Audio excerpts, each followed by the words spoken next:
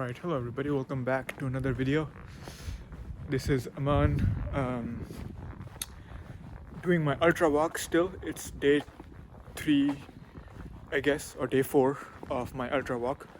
And I'm doing a walking tour of the circumference around Tokyo, around the greater Tokyo area. So I started in Yokohama, Kitakamakura, Sagamihara, and today I'm going to Hachioji and then Ome, which is up northwest or far west north, whatever you call it, of Tokyo. And the weather is finally nice. It's not, heavy sunshine, whatever you call it, like hot sun above me. So that's cool. And this is what the suburbs really look like, guys. This is Japan, most of Japan. Let's put it that way. These little cute houses with little bonsai gardens. That's what you're gonna find. Anyway, today I want to talk about, let's see, one thing that let's talk about my future in Japan, right? And thinking about building a base here in Japan, and the pros and cons. I mean, I'm not going to talk about my actual decision, but I'm going to talk about what I've learned about. Okay, we're still recording, sorry. What I've learned about Japan so far from the perspective of building a long-term business base here, and the visa and the visa situation, how it's changing right now as of 2025, all right? So the first thing is let's talk about the visa. So in Japan, you have about 2 to 3 types of visas that allow you to start a company, okay? One of them is a highly skilled professional visa, which is like a 5-year visa. There's a point system. If you meet those points, like you have a really good degree, a lot of work experience in certain domains, a very high salary, and a job, or like you have a PhD or a lot of research papers, you have patents. So it's for people who are highly capable of contributing to the technical and scientific capacity of the country, right? Then, and on this visa, you usually have to have a job, and then you can also, though, start a company. You can register a company if you like. Okay, the sun's coming up. The other visa that allows you to start a company is kind of like 2 visas that I'm going to talk about at once. One is the startup visa, and the other is the business manager visa. The startup visa is basically a visa that allows you to temporarily show up in Japan and then switch to the business manager visa. Okay, so I'll talk about the business manager visa first. It's basically a visa that requires you to make an investment or bring a certain amount of money into Japan to fund the company that you're going to start, right? It requires you to register a company and to also rent an office,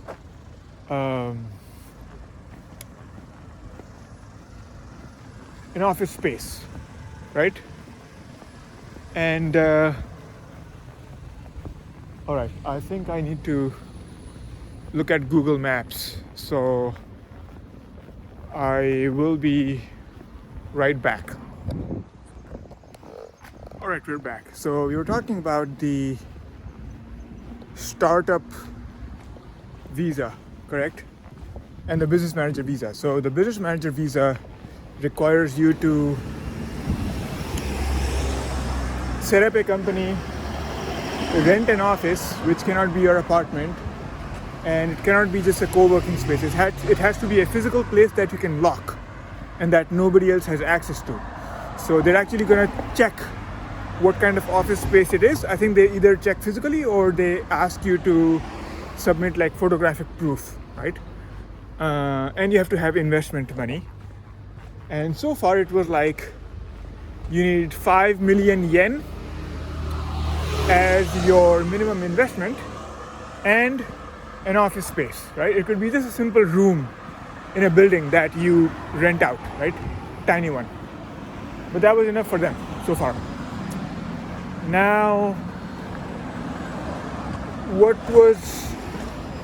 the visa waiting times for the business manager visa recently have been really high. So people have been waiting like 8 to 12 months for the visa to come through, right? And that's like verified information from a friend I know who actually does this for a living.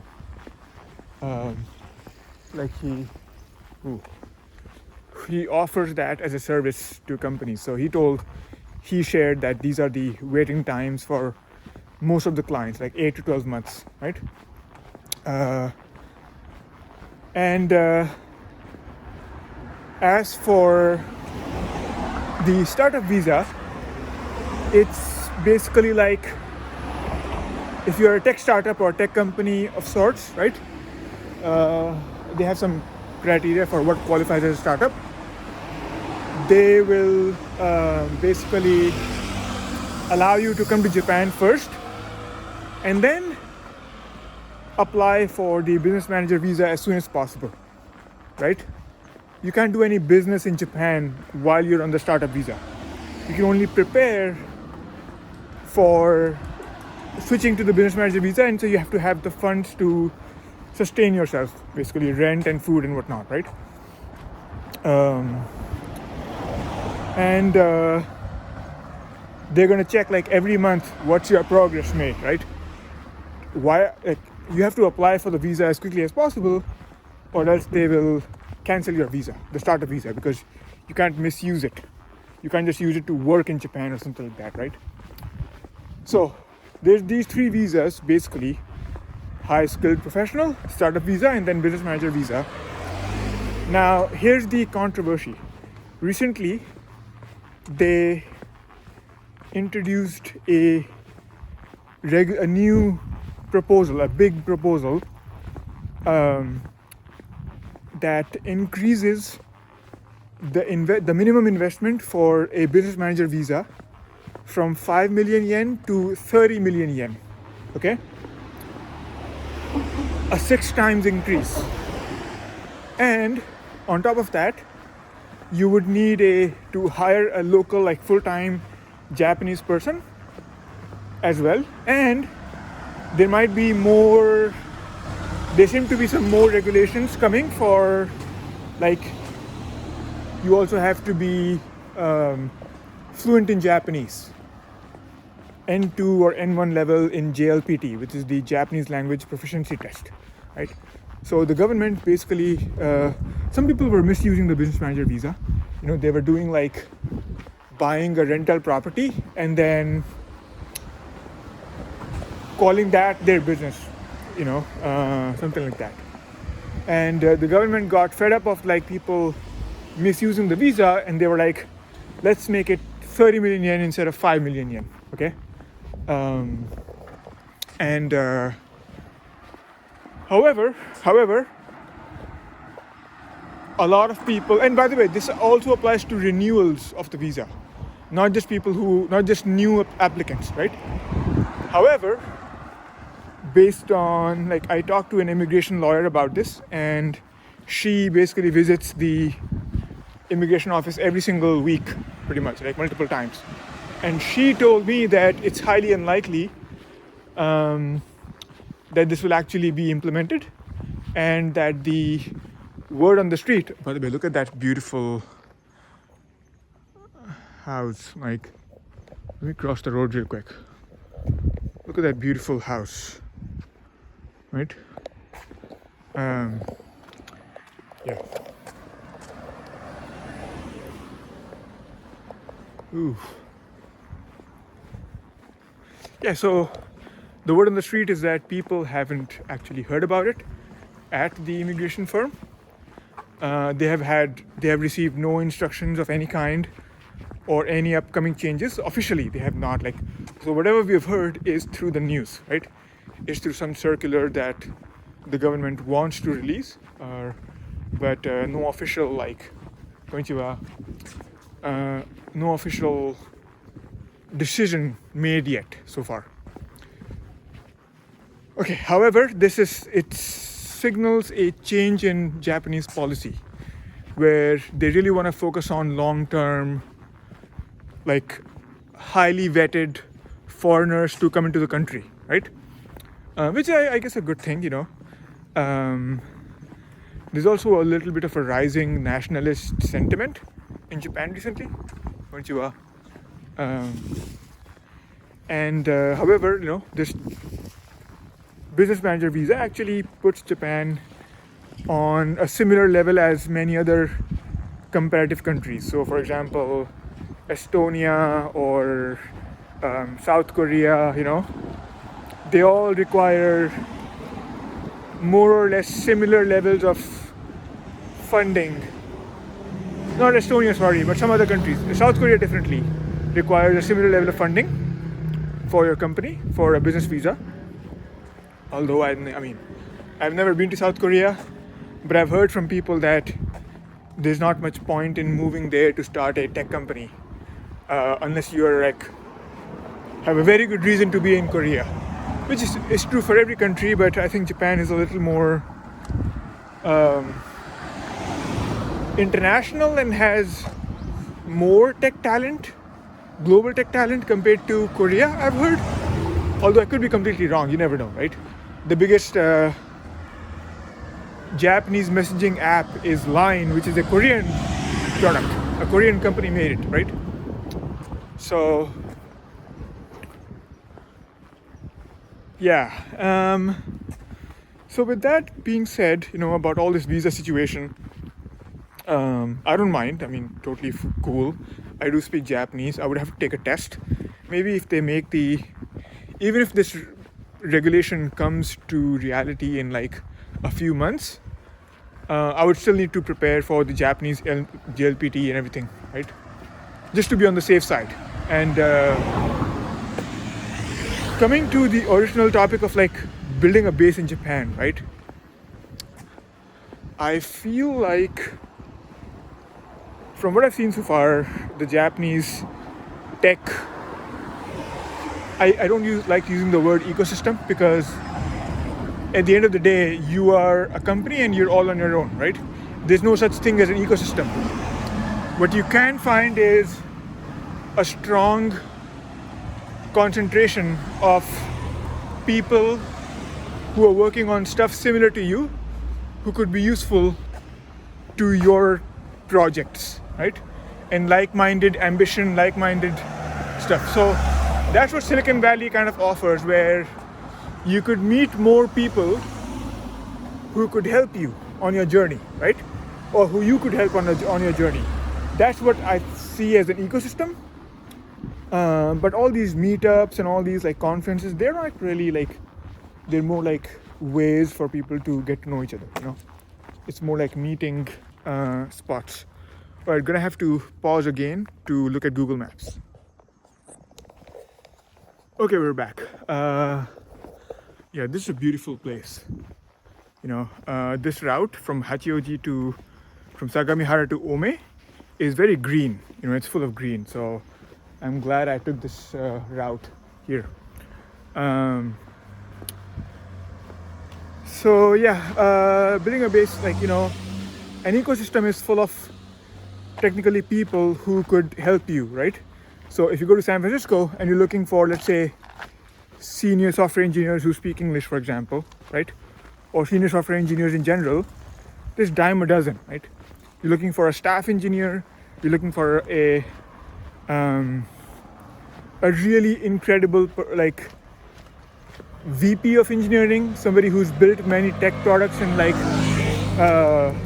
led many engineering teams. Much easier to find in Silicon Valley and some other places, like maybe Bangalore. Ooh, look at that. 1 second, quick detour, guys. Check that out. This looks like some kind of I don't know what this is, but this whole street has got many old style,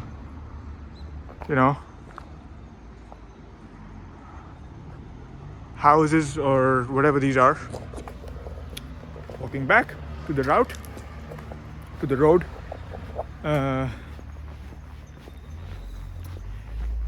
And so that's the first big disadvantage, in a way, of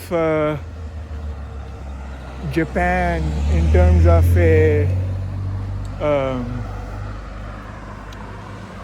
hub of talent, right? Simply put, you just can't get around it, right?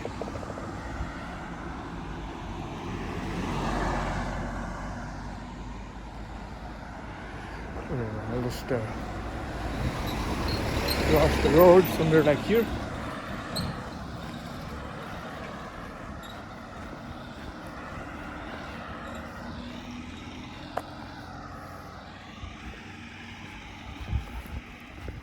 Jaywalking in Japan. Yeah, my favorite hobby.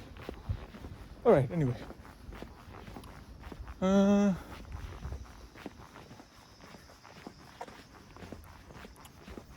The other thing is, however, Japan has a very good concentration of people who work in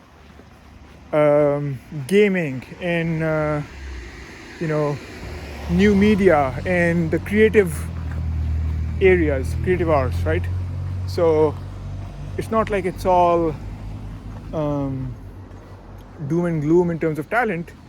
We have some pretty cool people in the gaming space, in a way, and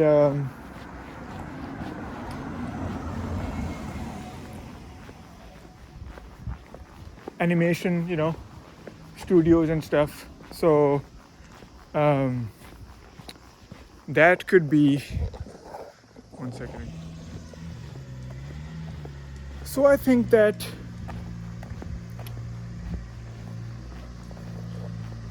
compared to New Delhi, where I'm from, compared to India, there's definitely much more of a global-ish vibe to Tokyo. If you talk about Tokyo specifically, right? For example, only recently, I attended a talk by the co-founder of Neuralink, right? This Korean American guy. I think he's the president of Neuralink right now.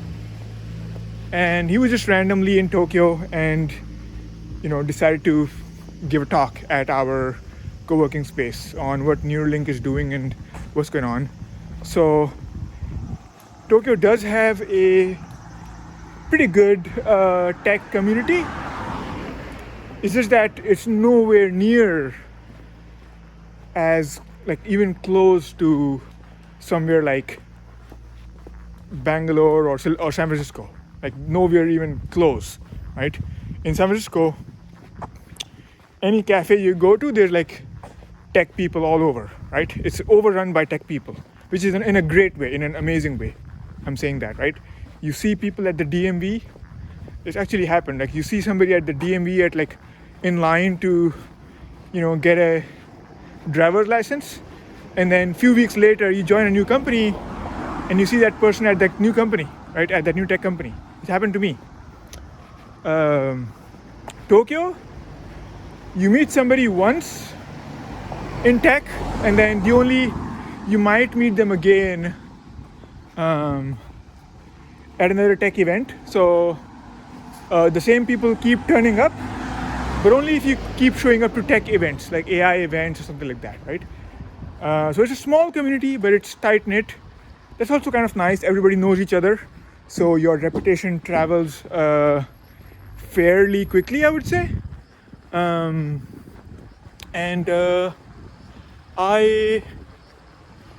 find that to be a little endearing as well, you know? Like we all can kind of, it's, the Tokyo AI community is big enough that they can all fit in one WhatsApp group, right? Let me put it that way.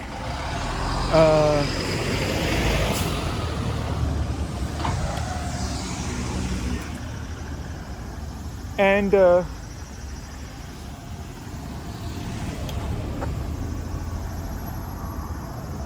right, should probably stop here for a bit. Pausing.